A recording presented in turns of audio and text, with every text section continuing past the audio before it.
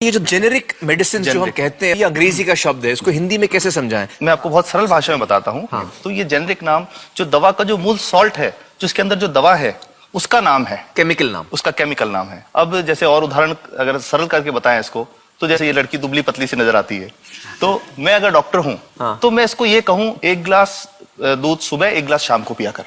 पर चिकित्सा के व्यवसाय में दुर्भाग्य से हमारे देश में ऐसा नहीं हो रहा।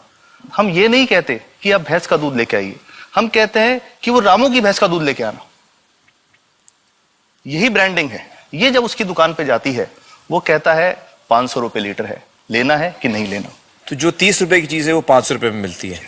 तो अगर मैं डायबिटीज की दवा ले रहा हूं और अगर मैं ब्रांडेड दवा लेता हूं तो मुझे कितने की पड़ेगी? जैसे एक 117 रुपए में भी है, 117 रुपए में मिलती है। और अगर वही चीज हम उसके जेनेरिक मेडिसिन के नाम से लें तो वो कितने की बनती है? वो मात्र 1 रुपए 95 पैसे में 10 गोली मिलती है।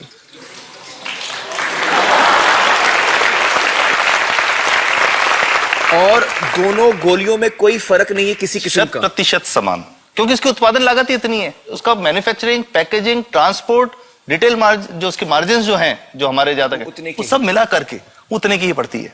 कुछ कैंसर के मैं आपको उदाहरण दूंगा, उसमें एक ही दवा जो ब्लड कैंसर के काम में आती है, बाजार में 1.25 लाख रुपए का एक पैकेट मिलता है। 1.25 लाख का एक पैकेट जो 1 महीने चलता है। और जेनरिक में वही दवा जेनरिक में अलग अलग कंपनीज जो बनाती हैं, एक 10,200 में बेचती है, एक 8,800 में बेचती है और एक 6,500 में बेचती है। मतलब ये आपका ये कहना है कि आपके ये प्रयास से इतने कम में राजस्थान में पब्लिक को, आवाम को ये दवाएं पहुंचा रहे हैं आप इस वक्त? जी, क्या बात है।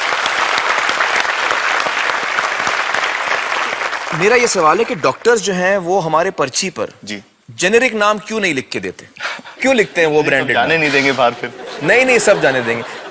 जब एक नया मेडिकल प्रैक्टिशनर जब प्रैक्टिस शुरू करता है, तो उसके पास जो कंपनी के जो मेडिकल रिप्रेजेंटेटिव्स होते हैं, सेल्स बढ़ाने का उनका काम होता है, मार्केटिंग प्रिंसिपल के हिसाब से सेल्स एजेंट होते हैं बेसिकली। फिर वो कहते हैं साहब आप हमारी जो दवा है यही लिखना, ये बहुत बेहतर दवा है, इससे मरीज ठीक होगा। और उनको डॉक्टर्स को लिखने के लिए उनको प्रेशराइज किया जाता है, उनको टेम्प्ट किया जाता है।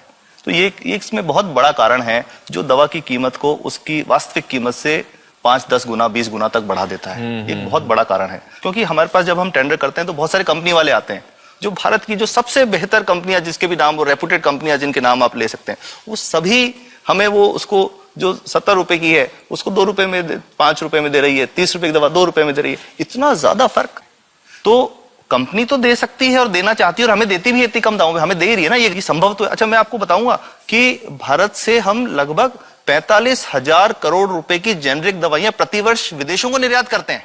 आप भेजते हैं दुनिया भर में जेनरिक, ये जो सस्ती दवाएं हैं आप विश्व भर में भेजते हैं, और हमारे लोगों को नहीं मिल रही। हमारे देश में महंगी है, हमारे देश में महंगी है, और अगर ऐसा है तो हमें कोई ईस्ट इंडिया कंपनी की जरूरत नहीं, हम वापस उसी दिशा में जा रहे हैं।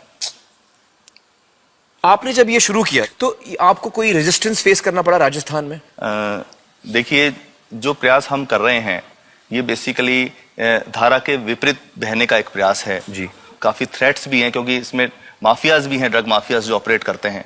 और हम हमेशा ये बात कहते हैं कि हम 100 साल से भी पुरानी शोषण की व्यवस्था को बदलना चाहते हैं, पर हमने हमेशा डॉक्टर्स को दोषी नहीं माना। सारे डॉक्टर्स बुरे नहीं है। 50-60% तो जेन्युइनली वो चाहेंगे कि गरीबों को कम कीमत पे दवा मिल जाए, वो चाहेंगे। और आज भी ऐसे डॉक्टर्स हैं जो अपने घर से सैंपल्स ला करके अपने जेब से पैसे निकाल के मरीज का इलाज कराते हैं। ऐसे डॉक्टर्स आज भी हैं। बिल्कुल सही। तो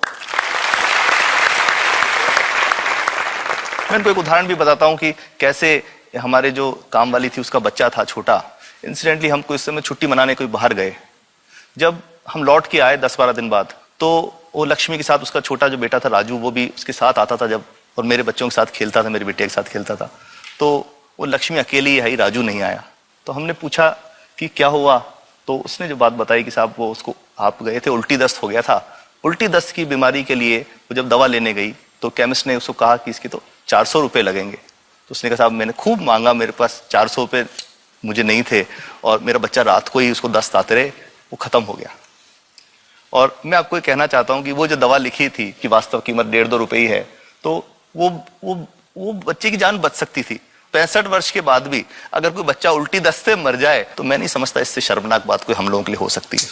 और सबसे बड़ी बात कि इसे आसानी से बदला जा सकता है। हमें सबको एक समन्वित, एक संगठित प्रयास करने की जरूरत है। ये तो कुछ भी नहीं है, कोई नई फैक्ट्री खोलनी नहीं, कोई नई दवा नहीं बनानी, ये सब जो गलत चल रहा है इसको रोकना ही तो है। तो दोस्तों, डॉक्टर समित की बातों से हमें यह पता चला है कि दवाइयों का जो कॉस्ट होता है, जो उनको बनाने का खर्च होता है, वो बहुत ही कम होता है और हमें इन कम दामों में ये दवाइयां मिल सकती हैं अगर हमारी राज्य सरकार जेनेरिक मेडिसिन की दुकानें खोले, जैसे राजस्थान सरकार ने किया है और जिसके लिए हम उन्हें सलाम करते हैं।